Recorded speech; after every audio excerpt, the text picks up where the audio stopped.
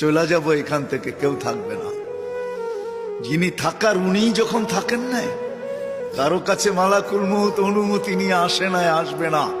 শুধু একজন মুহাম্মদুর রাসূলুল্লাহ সাল্লাল্লাহু আলাইহি ওয়াসাল্লামের কাছে মালাকুল মউত যখন আসছেন, তো আল্লাহ বলছে বন্ধুর কাছে অনুমতি নিয়ে ঢুকবে। অনুমতি দিলে ঢুকবে, নাইলে ফিরে আসবে।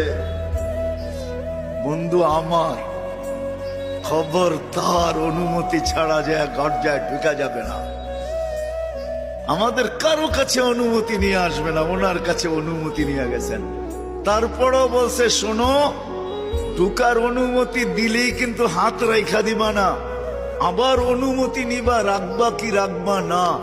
বন্ধু যদি হ্যাঁ বলে তো রাইখো, যদি না বলে তো চলে আইসো। না বন্ধু আমার।